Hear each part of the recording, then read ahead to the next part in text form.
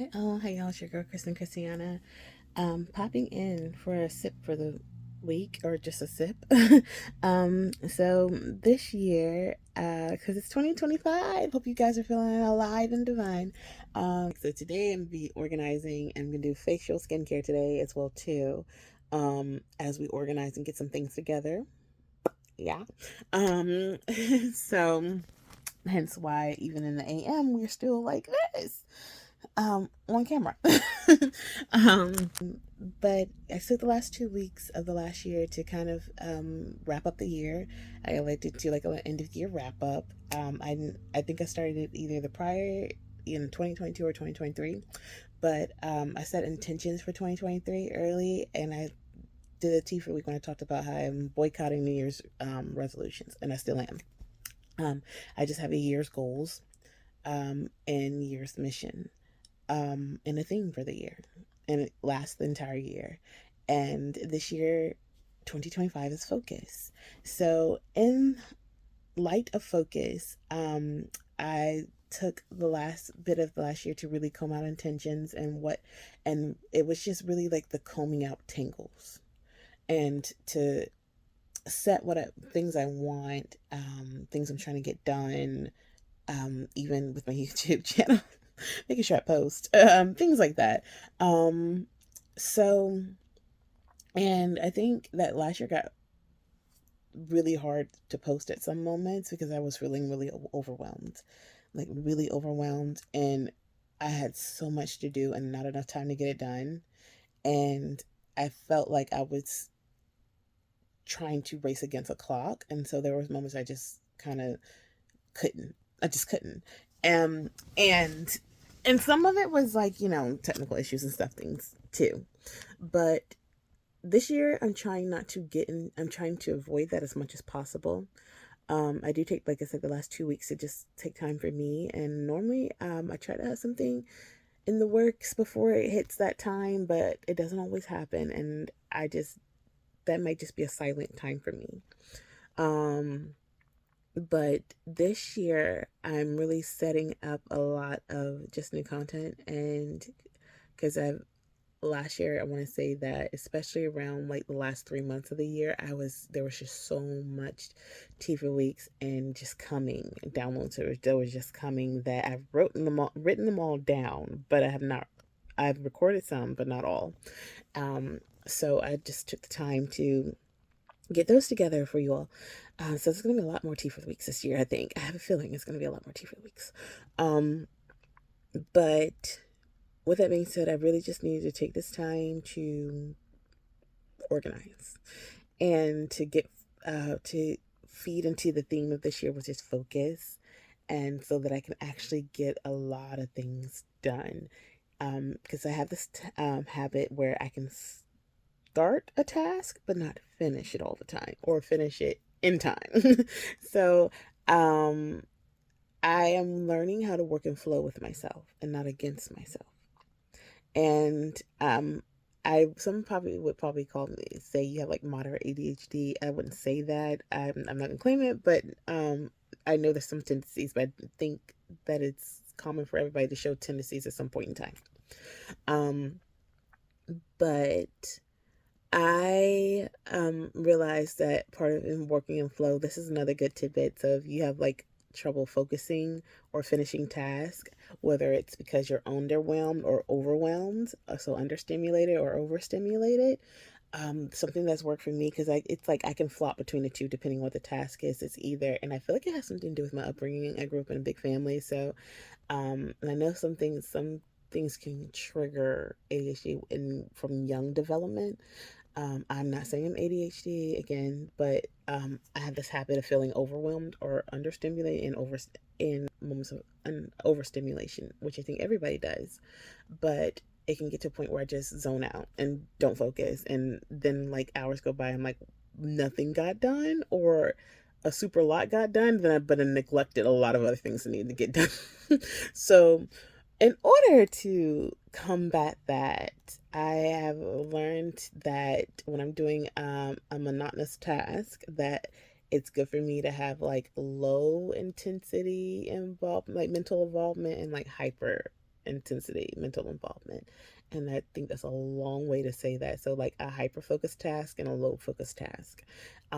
So like having the lo-fi music playing in the background and having and doing my task that works. It got really dark. Oh my gosh. And it's still daytime here. So I think the sun's hidden by a cloud. It might get bright again. Um, so, and I think that's something that people sometimes do. And in story time, growing up, my parents could never understand when I would study why I would need so much going on. And like, you have the TV going on, you have music going on, you have, and then you call yourself studying. And then sometimes they would come in, I'm napping, and they're like, "How did?" But I would pass, like, I would excel in a lot of different subjects. And so some I was just good in, I was just decent in, or I was okay in, but there were some I would just excel in. And like, how are you studying? And you got all this going on, like there's so much noise. And I think I realize now that that just to work and flow with myself, that is just how my brain is.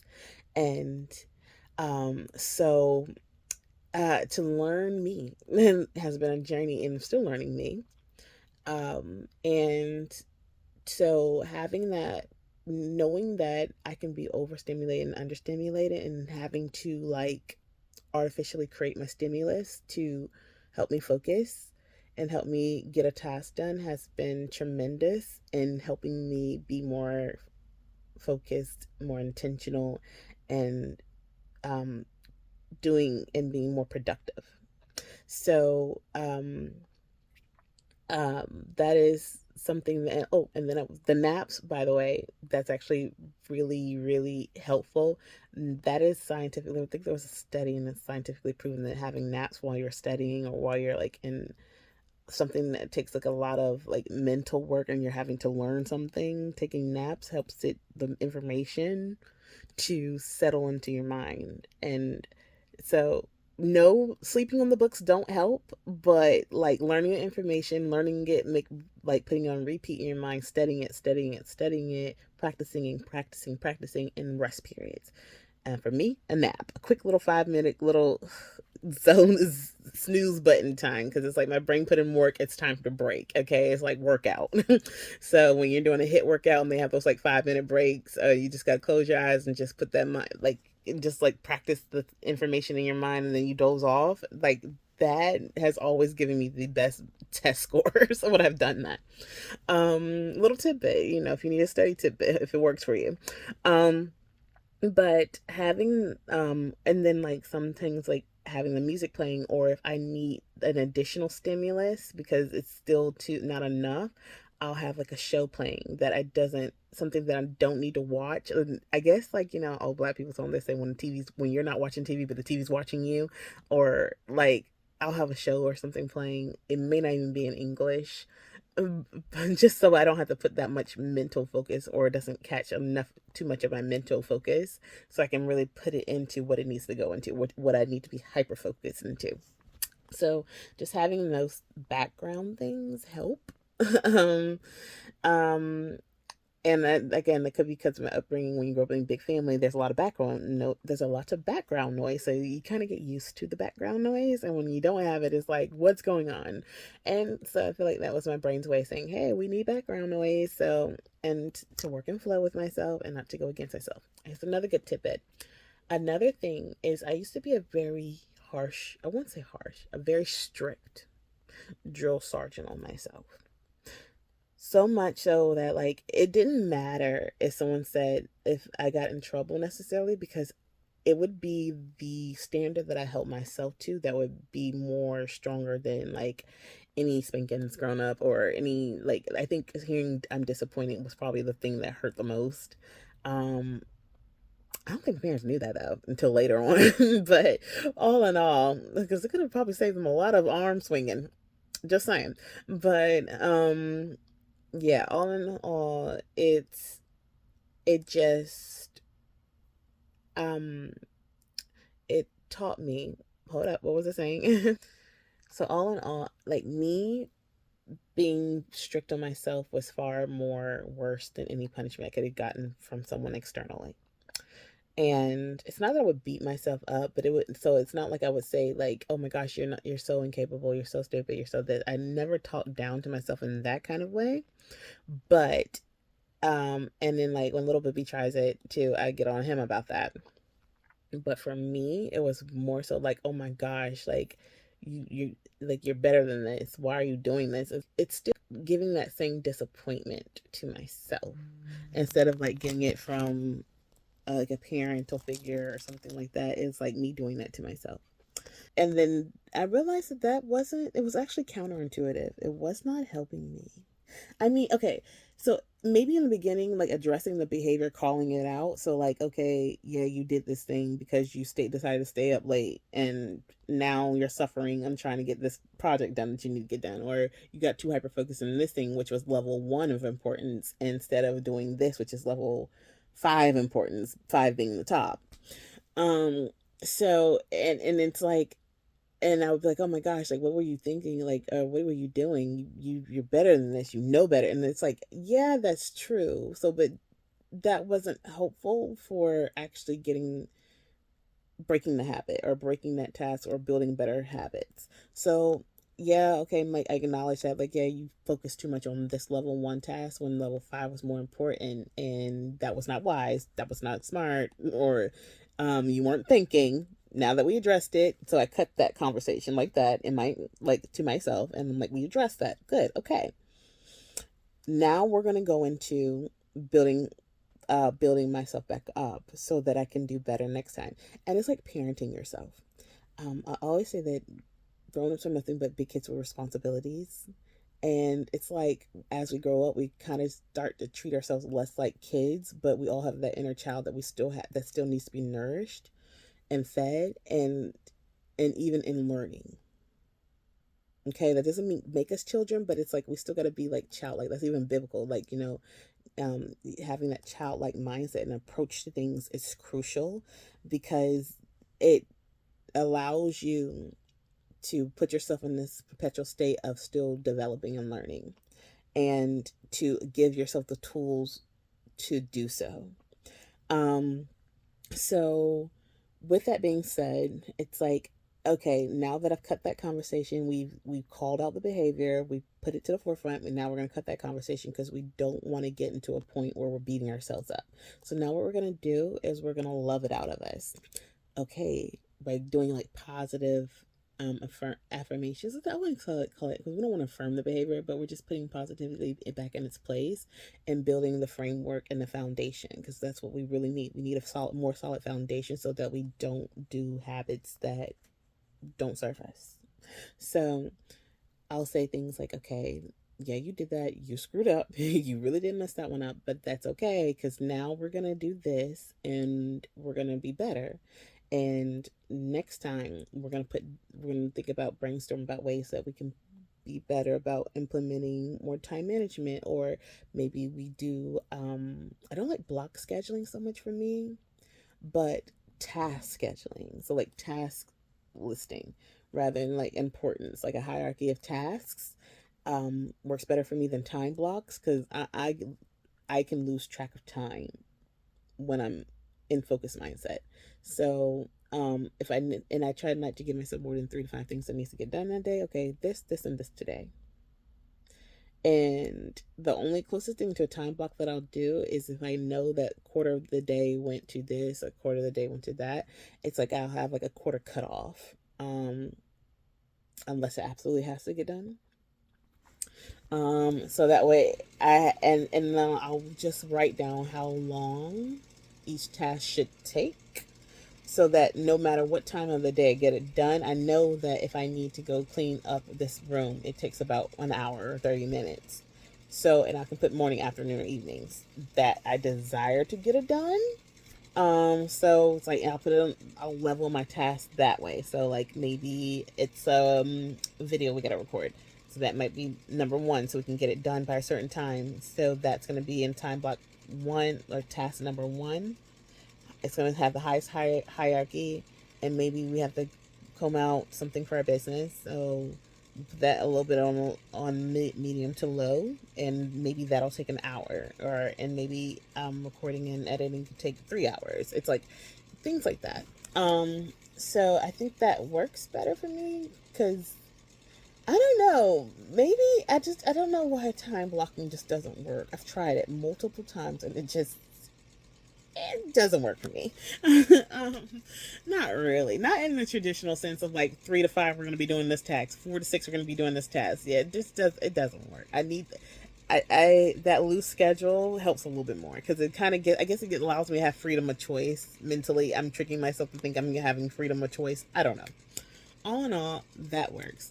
Um, so if you suffer from like overstimulus or understimulus, having those like the focusing, ranking your focus level, having low stimulus things happen going on with like hyper focus things going on. So low focus, hyper focus things.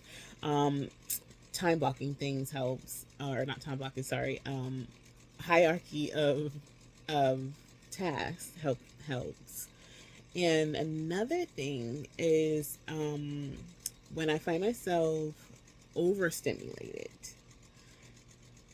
to have a mindful moment and I like because and then just being gentle with myself, like okay, knowing when I'm overstimulated and taking that breather, being in touch with myself, like okay, you're having an overstimulated moment because like little people around me can kind of like make me if I'm overstimulated, or if someone's asking me to do something and I'm like and I don't want to snap or have displaced aggression and I have to recognize I'm like okay, give me a minute, I'm overstimulated. So I ask for that grace and I'm aware about communicating it. I'm overstimulated right now. Text it to me, ask me this way. Don't sit here and tell me because it's not going to process with me. You have to do it this way so that I can get it done. If you try to force it when I'm overstimulated, you're putting like it could be the straw that breaks the camel's back because it's like a pile of clothes that already looks like it's about to fall apart, and you put three more things up there, and the whole thing just falls. It's like that. So it's like get you can inform. I try to give like alternative ways to inform you about it, like write it down and put it here so I can see when I get up, but not to add more stimulus when I'm overstimulated. Um, so those things, and then have a good routine to help keep your mind, get your mind back at peace and level and tranquility. So when you're overstimulated, and when you're understimulated, having things in place that helps you stay focused um, on whatever needs to get done. So those are some things. And then, um, and then being gentle with myself. Really putting in like talking to myself like I would build up a child and train up a child. Um, Kind of feeding that inner child, that childlikeness that's in me still, by being giving stern but gentle encouragement, and when it's needed, and recognizing when it's needed. That's important. Um, and to if I don't achieve things in absolute excellence like I have mentally put in my mind that it's supposed to look like, um to be okay with it, to be like okay, that's fine, to just have a little pep talk with myself. I am mastering the art of the self pep talk. Okay. Like sometimes like I was listening to this post, I can't even remember where I found it from. They're like I would be scared of people who don't talk to themselves. Like they say that people who talk to themselves, that's crazy. No, the ones who don't talk to themselves is the real crazy ones, because you got to have that conversation with self and be like self regulate, self get it together, self you did your best, get over it. Like you have to have those conversations with yourself, and they're important because they help you um filter what's coming in from the outside, what's the external things that are happening, to help you process and sort them internally properly. So I'm learning to master the art of the self pep talk and self conversation, so that way I can be a more efficient person in tasks and goals and in just so many different areas of my life, and to help self regulate better and self parent better. um, so these are some things that help me set intentions for last year and that are going to aid into the theme of this year, which is focus. And um, I like to take the last, like I said, 2 weeks of the prior year to really comb out um, things that still need to be achieved to achieve the goal in excellence. And if I don't achieve the goal in excellence, have a marker to look at the progress. Where was I? Where am I? And then to move forward. Like, okay, celebrate that you've moved. As long as I am better, as long as I am not the same person, and even if I'm not the exact same vision of the person that I wanted to be, as long as I can see areas of improvement, I know that I am achieving the goal, because it's a lifelong marathon. It is not a sprint. It is a marathon. It is a journey, a journey, a life adventure. And that is where I give myself more grace now. And that's a part of the conversation with self now. And another thing that helps is journaling. Okay, so for me, if I can't, because my brain's like 1,000 things, like it baffles me that people say that I don't have, like, some people's like, yeah, I wasn't thinking about anything. Like, how is that possible? Like, my brain is always on. So for me, jotting down things, having a cute little, because it has to be cute and functional. I don't know why, it just is that way for me. Having a cute little notebook or a notepad near me that I can just do like junk journaling, my version of junk journaling on, which is junk jotting, I guess. It's like thoughts that I can't come out right then and there because we need to focus on a task. And I mean, I have like a Galaxy Note phone. I thought that I could do that on my phone. It does. I mean, phone could work for some people, but it's just something about the paper and the pen for me that takes it to the next level. It's the creme de la creme for me. But yeah.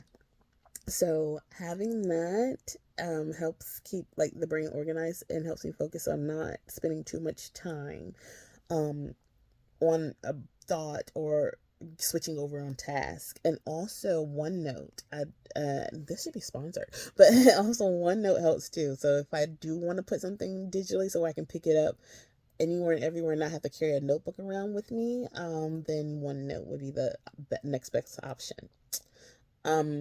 So these are some other things that help stay organized, focus, and things like that. But so far, this is what's working or what's being implemented. And some of the things have been proven to work, and some things are new implements. And I'll do a chicken later on, so we can do a progress report. And I feel like since this year's theme is focus, you'll probably hear a little bit more about how the progress is going, in general on that, because a lot of the T4 weeks are going to be about focusing and focusing on certain things.